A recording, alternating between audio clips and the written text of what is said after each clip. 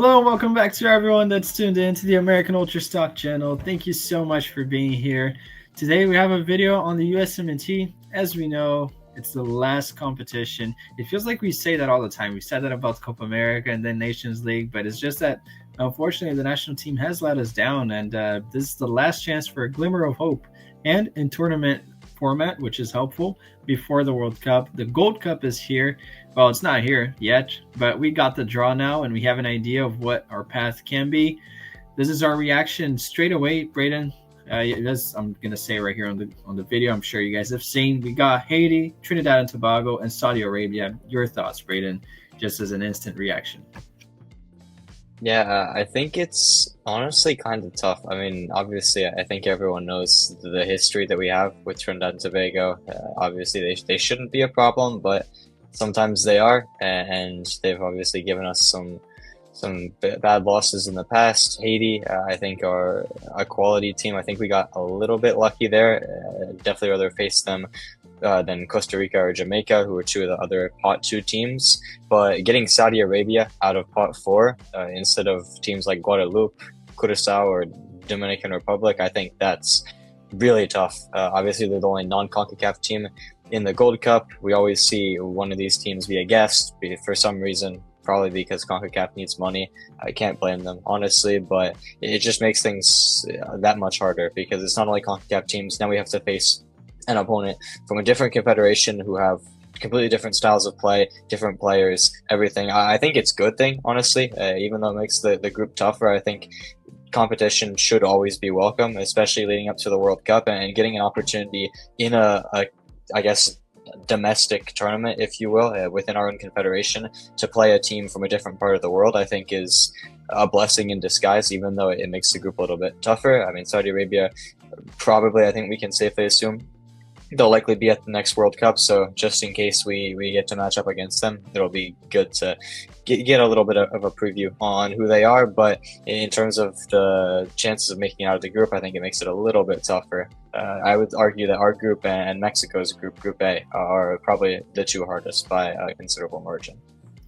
Yeah, I agree with you. I'll just focus on this. I think it's really nice that we got this group. It's still a bit of a joke of a group, in my opinion, but it is as tough as you can get in this competition, and I would rather have that for this crop of players. I want us to get the hardest path possible to the final if we get there, because ultimately, I think we're one of the most underwhelming national teams out of the ones that have an ability to maybe reach the quarterfinal. I think we have the ability, but we are very underwhelming. So getting this tough test right away, I think will be good. We know Saudi Arabia, they have some ballers there. They're not mainstream players that are famous, but I wouldn't write them off. I agree with you. Trinidad and Tobago, you never know. Haiti, even, you never know. I mean, we are in the dark, basically, with our national team, but the big question will be over who we take there. We'll discuss that a little bit later. As you mentioned, Mexico got somewhat of a tough group as well. Costa Rica, Suriname, and Dominican Republic. We'll glance over the groups. Obviously, the main focus would be the USMNT, but if you had to say two teams to get out of Group A, who do you think would be? Yeah, I think it's probably going to be Mexico and Costa Rica as usual. I mean, of course, Mexico is going to have the home field advantage, as they always do, because tournament's always in the U.S. We know how well Mexican fans travel. Obviously, there's a large population of Mexican Americans within the country that are always at the games. They always sell out the tickets way more than our own fans do, even. So we know that they're going to have home field advantage. They just won the Nations League as well. So they're right now the kings of CONCACAF, if you want to say. So I think they're going to be heavy favorites here. I don't think they'll disappoint. And then Costa Rica are obviously a very quality side. I do think it'll be interesting to see what kind of squads Suriname and Dominican Republic bring, especially Suriname, because they always have these Dutch dual nationals that are rumored to be joining, and if they get all of the best ones, they instantly become one of the top teams in CONCACAF. I mean, some of the names that can represent them are absolute quality that most of the other teams in CONCACAF just don't have. It remains to be seen whether they'll actually get these players or not. I know players like Joe Pirot from Leeds, so one of the best strikers in the championship, declined a call-up for Suriname last camp because of the travel issues. Obviously, going from England to Suriname is difficult. It's a huge journey, and since they're in a title push with Leeds, he didn't want to risk that. But in the summer, obviously the season will be out, so maybe they'll have a player like that. Crescencio Somerville has been seen liking Suriname post as well. He's obviously a huge name, a Premier League baller. So if they can have players like that, who knows? Maybe they could make a statement here. Dominican Republic also definitely no slouches, but I think this will be probably the most interesting group to watch. Yeah, I agree with you. I think that, well, for some reason, I feel like Costa Rica is not going to get out of it. I know that they're the second best, but as we know, in group formats, it's not always that it happens that the two top teams go through because of the dynamic that it has. I would just say right here, Suriname, it would be a nice story for whatever reason. I kind of want them to go far, even though they have a player at Venetia, Hops, who's absolutely horrible. But I think that it would be a nice story for them. I would love it if they step up in recruitment and we get another national team that does well in CONCACAF. I mean, this region, I kind of understand them putting Saudi Arabia there, not only to fill out all the teams to have this format, but also it's tough to almost, grow the game and financially as well. It's a big thing to orchestrate all these games, all these stadiums when every national team sucks. So I understand that I'm not going to judge them too harshly on it, but I would say a surprise on Group A maybe. That's my take. Now for Group B right here, Braden, who do you think will emerge and get to the next round? Yeah, I don't think there's any debate that this is the easiest group. Canada should have an absolute cakewalk here. Honduras, El Salvador, and Curacao are the other teams. Who knows, man? Honestly, this is just the battle of mid for these last spots. I think maybe I'll just play it safe and say Honduras. I mean, they always give Mexico a good fight whenever they play them. So maybe that quality will emerge. They've recently beaten Trinidad and Tobago by a big margin, narrowly lost to Jamaica, also drew with Jamaica. So we know they have some sort of quality to play up to the level of competition. Maybe, unfortunately for them, the level of competition is probably lower than them in this group outside of Canada. So I honestly don't think it matters who comes out in second place. I think they'll probably lose by a lot in the first knockout game against, I think it would be the winner of probably Group A. So I'm not sure, actually. It would be Group C. I take that back. But regardless, that'll probably be Panama or Jamaica. So I think they'll lose handily. But we'll say Honduras goes through. If they get Jamaica, Jamaica's very underwhelming too. You never know. They have the talent, but they never deliver. I will say this is a really boring group. I will be watching and laughing at El Salvador. I kind of will hope that they do well, but for whatever reason, I have a lot of friends that are Salvadorian, and it's sad to see, but it's sort of a comic sadness there that El Salvador has had such a bad streak. But hey, it would be nice. I think that Canada and Honduras are just way above the rest of the group. I mean, Curacao, what are you going to do, really? But it remains to be seen. Cup upsets can happen. Hopefully that happens as well. International football is amazing when it happens. So maybe something interesting in Group B, which is frankly very boring. We move on to Group C right here. Panama, obviously the front runners on this group. We got Jamaica, who I think would be the front runners on talent, but it's definitely not the case. Then Guatemala and Guadeloupe.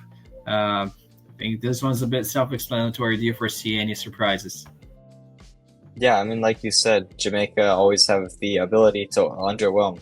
We see them do it so often, but I think here the gulf in quality is just too big. Guatemala, I don't think pose much of a threat. Guadeloupe, even less.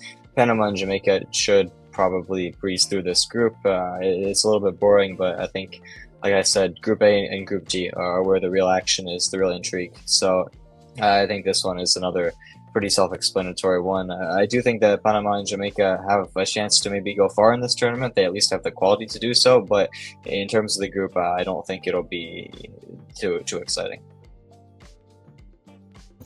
Yeah, and that leads us to Group D. I'm glad that we are in probably the most exciting group. And I mean, that tells you all you need to know about this competition. A group with Haiti, Trinidad and Tobago, and Saudi Arabia is by far the most exciting one, but you can only play against what's in front of you. So that's who we have. I hope that we do well. Our first match would be against Haiti.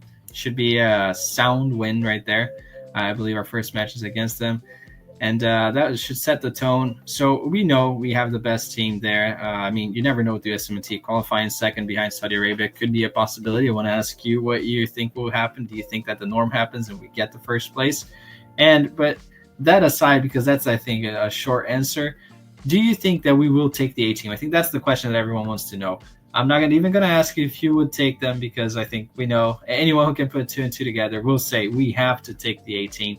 Jedi said, "See you guys in the summer." Is that a hint that maybe we're looking to bring in the 18?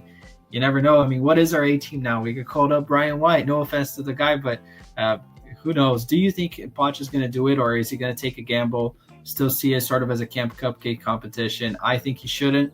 But from what we've seen, there are some questions about the commitment that he has with the squad. Do you foresee us taking full strength, considering that it is, correct me if I'm wrong, it's a FIFA competition just like the AFCON or Asian Cup, so it's not like clubs can hold players back. And I see people saying that, oh, but they have the preseason. No, this is our FIFA competition, so we can just call them up. If they don't want to be there, it will be very explicit.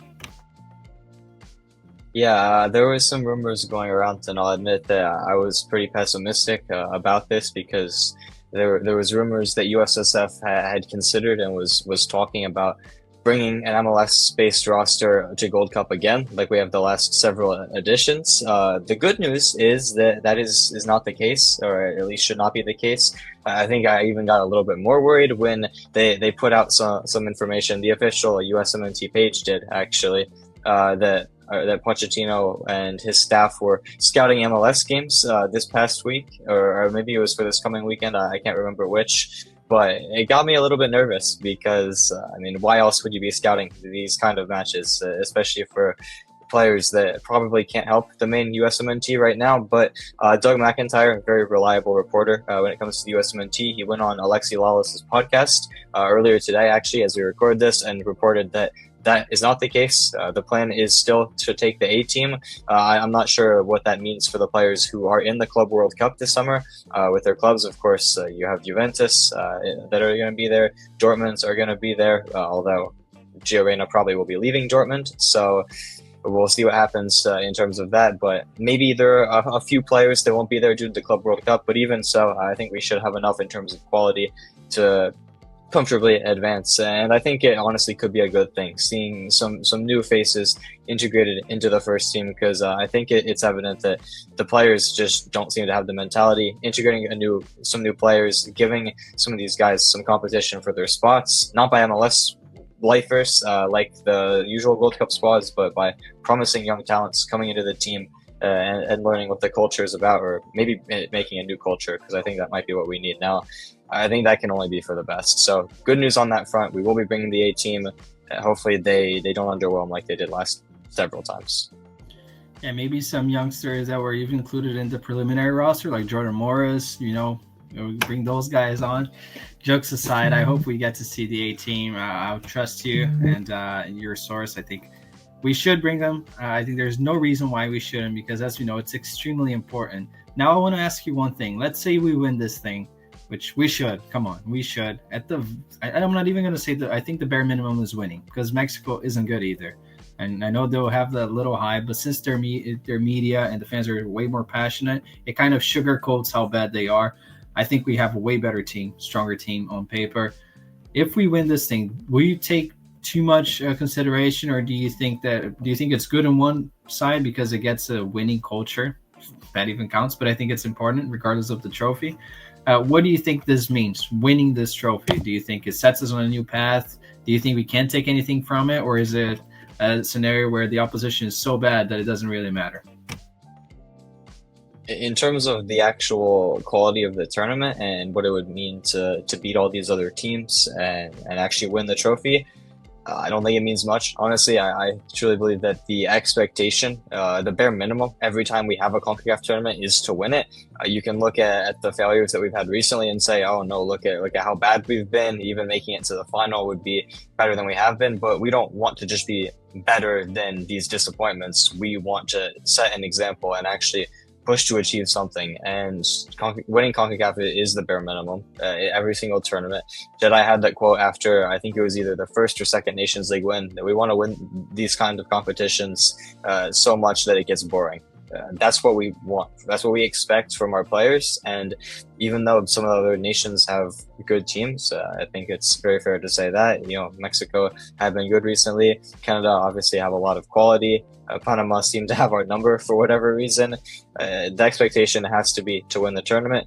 in terms of the quality of the other teams, I don't think it means much. But in terms of what it means to the players and what it means to the fans, I think it's essential because let's face it, if you look at the recent results the USMNT has had, going back to Copa America and since then, especially the most recent Nations League, I think we all saw how few fans there were for the Nations League games. Now, I will say some of that is because it was a multi-game ticket package that came with the Mexico games. So obviously the Mexico fans bought most of the tickets, which meant that there weren't a lot of American fans at the games. But even so, I think you saw how little fan support we had. And if we underwhelm once again at this Gold Cup, the fans are going to have zero reason to be excited for the World Cup. And if we don't have the fans behind us, that's our entire advantage gone, being at home. And at that point, are we really good enough without some sort of an extra had a leg up on these other nations to make a real run in the World Cup?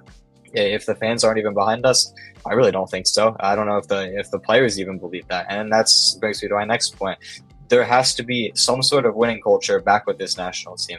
Even though we didn't necessarily go far in the last World Cup, I think you could tell that the winning culture was there. I mean, we were dominant in all of the CONCACAF tournaments leading up to it. We had a very good group stage, an undefeated group stage, I think, which was a huge positive. And then, yeah, we came up against a very good Netherlands team that was very sound tactically, obviously has a lot more quality than us. We lost. It wasn't maybe as far as we would have liked to go, but all things considered, I think we showed relatively well at the World Cup last time.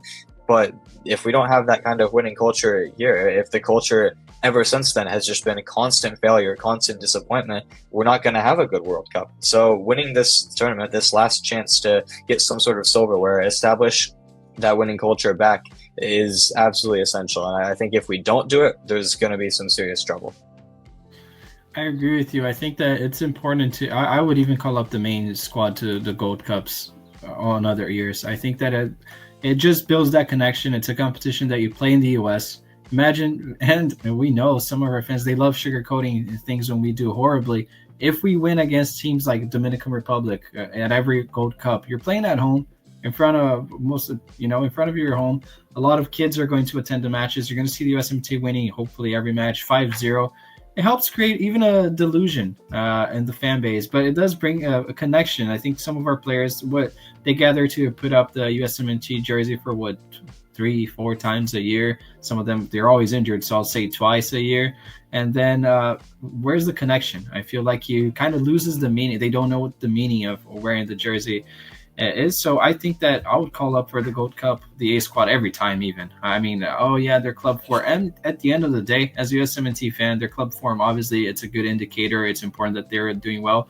But when these players' careers are all said and done, yeah, we can look at the things they accomplished individually, but we want to see, and I think we would all trade Pulisic not winning anything anymore, and for the rest of his career, if it means a semifinal at a World Cup, I would trade that. I mean, obviously that's being very, poor guy, but it just paints the picture on how important it is to do well for the USMNT. That's what we're gonna judge them or look at the memories fondly of, building memories with our family, celebrating and go. It's not for the club, so I would always call them for the Gold Cup. I agree with you. Winning this is a must, and I'll ask you now: if Poch doesn't win this, would you fire him? I know it's a bit of a crazy one because it's less than a year, but Brazil fired their coach. I mean, Brazil is a mess too, but it shows it's not as if it's something unredeemable. You can't do that. No, if you see that everything is going wrong, you might as well do it. If he loses this tournament, or if he loses the final, before the final, I'll ask you this: if he reaches the final, loses to Mexico, would you fire him? And anything less than that, the semifinal, would you fire him? Or do you think it's there's nothing else left to do and you would keep him? It's such a tough question because I think national team jobs take time.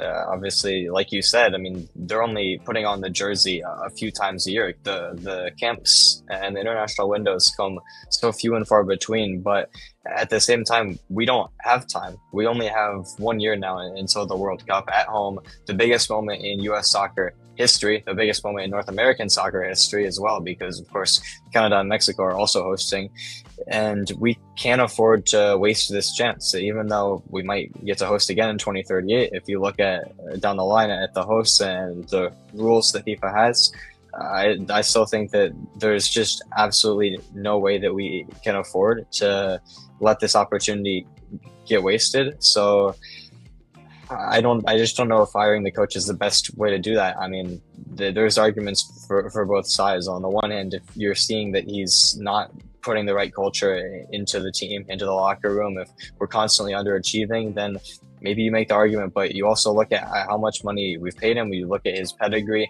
and you also just consider, is it really good for the locker room to bring in another new coach within such a short span? They just had a coaching change, having another one that quickly and that soon and before the World Cup, I just think it would create further instability within the locker room. At the end of the day, I think if the players really feel like there needs to be a change, and if the federation feels like there needs to be a change, then they can go for it. I trust their judgment, maybe, but I don't think that will be the case. I think it would be a little bit foolish to be this reactionary and fire him, although I will say I think it's on the players now. I think we can be a little bit reactionary to say if we underwhelm again at this Gold Cup, if we lose in the final, if we lose in the semifinal, if we don't make it out of the group, drop some of the players, give them a kick up the ass that they need, and let them know that their spots can't be taken for granted. I think it's more so on them now than it is on the manager, because we've seen it under Greg, we've seen it under Pochettino, two obviously